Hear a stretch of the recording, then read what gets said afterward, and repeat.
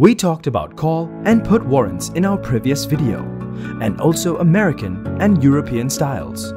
In this video, we shall talk about moneyness, settlement style, and conversion factor. A call warrant is considered in the money if the price of the underlying asset is above the strike price or exercise price. A put warrant is considered to be in the money if the price of the underlying asset is below the strike price.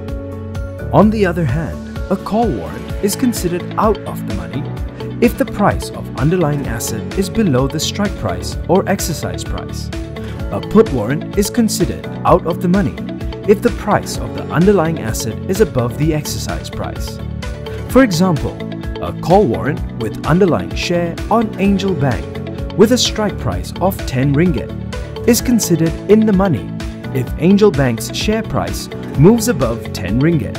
A put warrant with underlying share on Mala Corporation with a strike price of 20 ringgit is considered in the money if Mala Corporation's share price moves below 20 ringgit. A put warrant with underlying share on JY Group with a strike price of 50 ringgit is considered out of the money if JY Group's share price moves above 50 ringgit. Nevertheless, the moneyness of a structured warrant, namely whether it is in the money or out of the money, should not be the only consideration whether to invest in a structured warrant. Everything else equal, a structured warrant will likely command a higher price when in the money.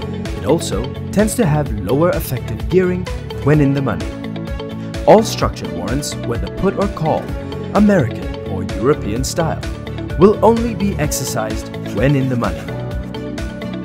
Remember that a call warrant gives the holder the right to buy, while put warrant gives the holder the right to sell the underlying asset to the issuer. In the case of Angel Bank, a holder of the call warrant will get to buy Angel Bank shares at strike price of 10 ringgit, even if the market price is 15 ringgit when the call warrant is being exercised. In the case of Mala Corporation, a holder of the put warrant will get to sell Mala Corporation shares at 20 ringgit, even if the market price is 15 ringgit when it is exercised. Once a warrant is exercised, settlement of proceeds needs to take place. One would expect settlements to involve the exchange of underlying assets with cash proceeds. In the case of a call warrant, the holders shall be buying the underlying assets from the issuer at strike price, while for put warrants, the holders shall be selling the underlying assets to the issuer at strike price. This is called physical settlement, where actual buying or selling of underlying assets take place when a warrant is being exercised. However, this is not the only way a warrant issuer can settle with holders once a warrant is exercised. Again, take the example of Angel Bank. Instead of the issuer selling Angel Bank shares to call warrant holders at 10 ringgit, assuming the market price of Angel Bank is 15 ringgit when exercised, the issuer can simply pay the difference of 5 ringgit to eligible holders for each share. This method of settlement is called cash settlement. Currently, cash settlement is the predominant settlement method of structured warrants market in Malaysia. Another factor that could affect settlement amounts is conversion factor or conversion ratio.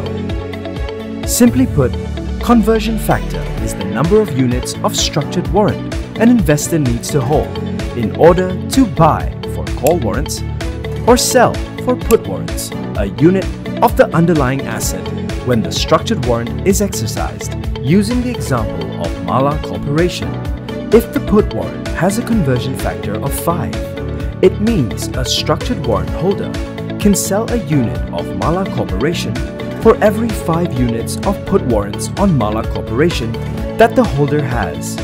If the holder has 200 units of put warrants, then she is eligible to sell 40 units of Mala Corporation shares to the issuer at 20 ringgit when the warrants are exercised. In the example of Angel Bank, using cash settlement, the issuer can simply pay the difference of 5 ringgit to the holders for each unit of Angel Bank shares a holder is eligible to buy. If the conversion ratio is 4, then every unit of call warrant is entitled to a cash payment of estimated gain per unit call warrant equals gain in price of underlying asset divided by conversion ratio equals 5 ringgit divided by 4 equals 1 ringgit and 25 cent. If a holder has 103 units of call warrant on Angel Bank, she will get estimated gain equals unit of warrant multiplied by gain per unit warrant equals 103 multiplied by 1 ringgit and 25 cent equals 128 ringgit and 75 cent. In a similar manner, gain per unit put warrant is estimated gain per unit put warrant equals loss in price of underlying asset divided by conversion ratio.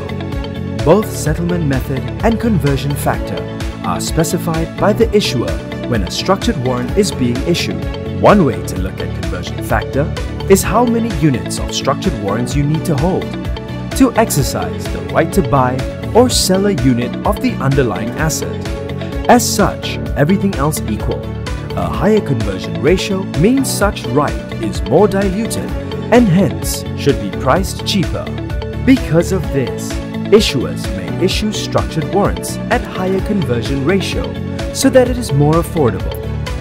That being said, investors should not invest in a warrant based on conversion ratio, nor should conversion ratio be mistaken as how leveraged is such structured warrant. As we shall see in the next 2 videos, a better gauge is effective gearing. Generally, investors should not buy and hold warrants in the hope that it will be exercised. In fact, structured warrants are short-term trading tools that are meant to be actively traded.